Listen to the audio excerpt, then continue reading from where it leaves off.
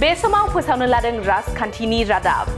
9 नं बनरगाव बियाबनि इउपिपिएलनि बिजाथि रबिराम ब्रह्मखौ दोलोनि दैदेनगिरिफोरजों लोगोसे बियाबनि गोबां मददगिरिफोरा बरायदों। फैगौ 22 सेप्तेम्बर खालि खुंजानो गोनां बिटिसि बिसायख'थिनि थाखाय इउपिपिएल दोलोआ थांनाय 21 आगस्ट खालि गिबि खोलोबआव मोन 18 बियाबनि बिजाथिनि मुंफोरखौ फोसावदोंमोन। फोसावनायनि उनाव सायख'जानाय बिजाथिफोरखौ गावबा गाव बियाबफोराव दोलोनि दैदेनगिरिफोर मददगिरिफोरा बरायनाय हाबाफारिखौ मावफुंबाय थानायखौ नुनो मोन्दों। बेबादिनो दिनैबो 9 नं बनरगाव बियाबनि सायख'जानाय बिजाथि रबिराम ब्रह्मखौ बनरगाव खाग्राबारिनि गेलेग्रा फोथाराव दोलोनि दैदेनगिरिफोर आरो गोबां मददगिरिफोरा बरायदों। बेजों लोगोसेनो खाग्राबारि गेलेग्रा फोथारनिफ्राय जागायनानै बनरगाव बाजार जानानै बनरगाव गामि सिंजों फिन खाग्राबारि गेलेग्रा फोथारसिम मोनसे हानजा सोनाय हाबाफारिबो लानाय जायो। बे हाबाफारियाव एमएलए लरेन्स इस्लारि, लकसभानि एमपि जयन्त बसुमतारी, इउपिपिएल दोलोनि गाहाय नेहाथारि राजु नार्जारी मोनहा बाहागो लादों। रबिराम ब्रह्म जिंदाबाद जिंदाबाद जिंदाबाद इरादा ब्रह्म जिंदाबाद राजू नार्जारी जिंदाबाद जिंदाबाद जिंदाबाद इपीपीएल लॉन्ग लिव इपीपीएल जिंदाबाद जिंदाबाद जिंदाबाद लॉन्ग लिव लॉरेंस इस्लारी जिंदाबाद जिंदाबाद जिंदाबाद रबिराम ब्रह्म लॉन्ग लिव जिंदाबाद इपीपीएल लॉन्ग लिव ट्रेक्टर नाছিল আগত নাঙল দিয়ে আলি হাল বইছো আজিৰ তাৰিখত বহুত ট্ৰেক্টৰ হৈ গল।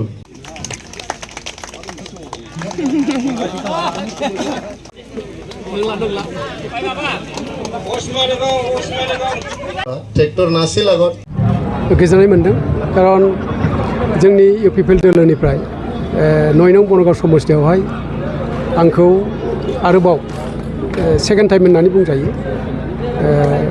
फैगौ सेप्तेम्बर मासाव जानो गोनां सेप्तेम्बरनि 22 तारिखआव जानो गोनां जे बिटिसिनि बिसायख'थि बेवहाय बनरगाव समस्थिनिफ्राय आंखौ आरो केन्डिडेट हिसाबै फसंनायनि थाखाय दा दिनैहाय मोनसे हाबाफारि लादों जोंनि बनरगाव ब्लकनि सिङावहाय जे केन्डिडेटखौ बरायनाय अदेबानि आंखौ बरायनाय बे बरायनाय हाबाफारियाव जोंनि समस्थिनि मोनफ्रोमबो हारि माहारिनि जोंनि इउपिपिएलनि सोद्रोमाफ्रा बाहागो लादों।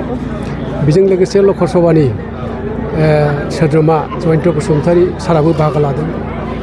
लरेन्स इस्लारि पार्टी क'क्राझार इस्ट एसेम्ब्लिनि एमएलए बिथाङाबो बाहागो लादों। लोगोसे गुबुन गुबुन जोंनि सेन्ट्रेल कमिटिनि सेलनि दैदेनगिरि बिथांमोनहाबो बाहागो लादों आरो जोंनि ब्लकनि सिङाव थानाय गुबुन गुबुन गामिनिफ्राय बेवहाय लोब लोब बाहागो लादों। दा बे बाहागो लानायखौ आङो जोबोद गोजोननाय मोन्दों आरो बे बाहागो लानायनि गेजेरजोंनो मोनसे जिनिसखौ आङो बिसास लानो हादों बा फोथायदों थारैनो जोंहा प्रमद बर' सारनि दैदेननाय जे बिटिआर बे बिटिआरनि जे गाहाय बिबानगिरि बे बिबानगिरिखौ लानानै प्रमद बर' सारा जेरैबायदि खामानि मावदों बेखौ फ्राय रायजो राजाफ्रा गोजोननायखौ दिनै बे रोखोम लोब लोब हाबाफारिनि गेजेरजों बे हाबाफारियाव लोब लोब बाहागो लानायनि गेजेरजों जों मिथिनो हायो। बेवहाय आङो ओरैनो सासे केन्डिडेट हिसाबै दिनैहाय आङो नैबे बाथ्राखौ बुंनांगोन थारैनो बेक्तिगत हिसाबै गोजोननायाथ' थाबाय नाथायबा बेवहाय केन्डिडेट फसंनायानो देरसिन बाथ्रा नङा। बेवहाय जोंहा फैगौ 22 तारिखआव जे बिसायख'थि जागोन बेवहाय देरहाहोनो थाखाय गोबां जोंनि रायजो राजाफ्रा जोंनि कर्मिफ्रा खामानि मावनांगोन। आं नुनो मोन्दों जे जेसेबां दिनैहाय बाहागो लादों साफ्रोमबो जोंनि समस्थिनि सिङाव थानो देरहानांगौ बे मोनसे सरबांसा मिशन बनरगाव बे रोखोम मोनसे सिद्धान्त लानानै बा थांखि लानानै दिनै लोब लोब बाहागो लादों आरो आङो दिनैहाय मोनसे बाथ्राखौ बुंगोन थारैनो नैबे बाथ्राया नंगौ जे प्रमद बर' सारनि दैदेननायावहाय दिनै बिटिआर ओनसोलावहाय सोलायनाया जथेस्थ' जादों। सोलायदों होननानै बुंबा एक नाम्बारावहाय बेहाय सान्थि जादों। थांनाय समावहाय गोबां असान्थिमोन बेवहाय बर' नान बर' मोनसे परिबेस दंमोन बियो दिनै जोब्बाय। बेनि गेजेरजों प्रमद बर' सारा भिजन डकुमेन्ट मोनसे कनसेप्टनि गेजेरजों बिटिआरआव थानाय बिभिन्न जनगोष्ठीनि थाखाय बोरैबा डेभेलप खालामनो हायो बोरैबा समस्याफोरखौ समाधान खालामनो हायो बिनि मोनसे अवे एबा बिनि लामाखौ बिथाङा नागिरनानै भिजन डकुमेन्ट माने दिहुनदों आरो बिनि गेजेरजों प्रमद बर' सारा गुबुन गुबुन हारि माहारिनि समस्याफोरखौ समाधान खालामनो नाजादों। दा बेजों लोगोसे प्रमद बर' सारा जोंनि बिटिआर ओनसोलनि गोबां जे समस्या दङ बे समस्याफोर मेनलि बुंनो थाङोबा बे हानि समस्या हा फाट्टा होनायनि समस्या बे गोबां समनिफ्रायनो सिगां समनिफ्रायनो मोनसे समस्या हिसाबै दंमोन। बेखौ दिनै प्रमद बर' सारा फ्राय फाट्टा मोनै जोंनि रायजो राजाफोरनो दिनै हानि फाट्टा होनाय जादों।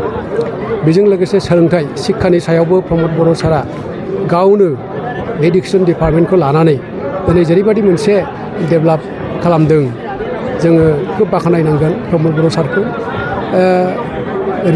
रिजाल्ट हिसाबै जोङो थांनाय बोसोरावबो आरो देग्लायबो मेट्रिकनि रिजाल्टआ चिराङा माने आसामावनो नाम्बार 1 आरो हायार सेकेन्डारियावबो बाक्साया मोनसे गोजौ पजिसनाव माने लानो हादों।